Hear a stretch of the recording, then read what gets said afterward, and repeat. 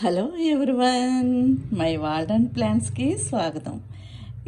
నేను చూపిస్తున్నానంటే నేను ఒకసారి బన్ దోశ చేశాను. అది చాలా టేస్టీగా ఉంది.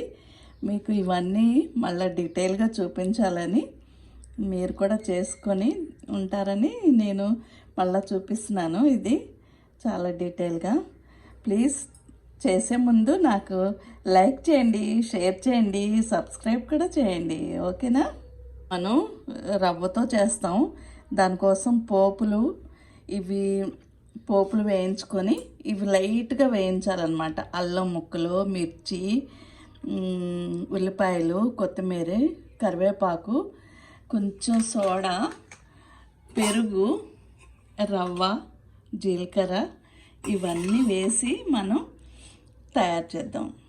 ముందుగా బౌల్లో రవ్వ వేసుకుందాం, పెరుగు వేద్దాం, కొంచెం నీళ్ళు పోసి బాగా కలపాలి.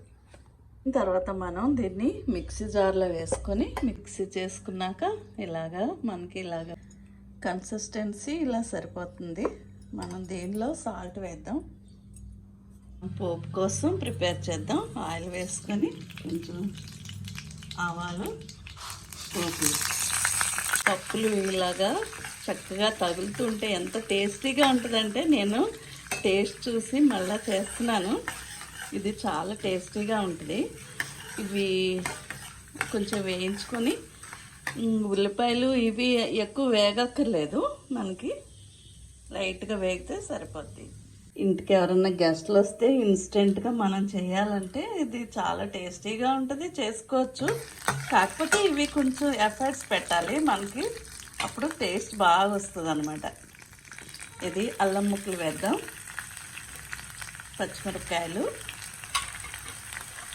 కరివేపాకు, ఉల్లిపాయ.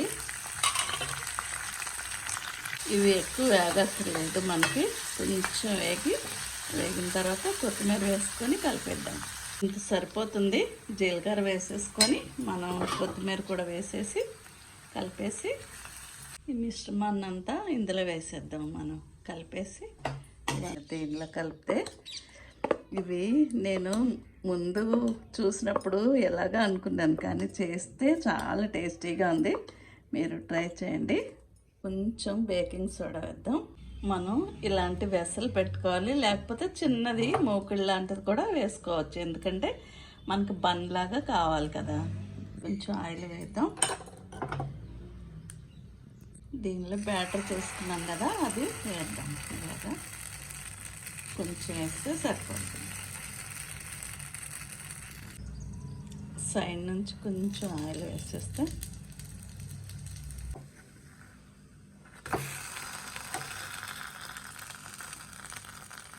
ఇలా బన్నలాగా వచ్చేస్తుంది అనమాట. ఇవి వీడియో చేసేటప్పుడు చాలా ఇదిగా ఉంటుంది, కానీ మనం ఇన్స్టెంట్గా చేసేసుకోవాలంటే చాలా ఈజీగా ఉంటుంది. ఇలా బన్లాగా అవుతుంది.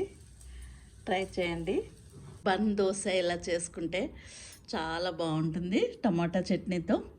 నేను టమాటా చట్నీ చేయకుండానే టమాటా చట్నీతో చాలా బాగుంటుంది. ఇలా పప్పులు తగులుతూ ఉంటే క్రిస్పీగా చాలా బాగుంటుంది. మీరు ట్రై చేయండి.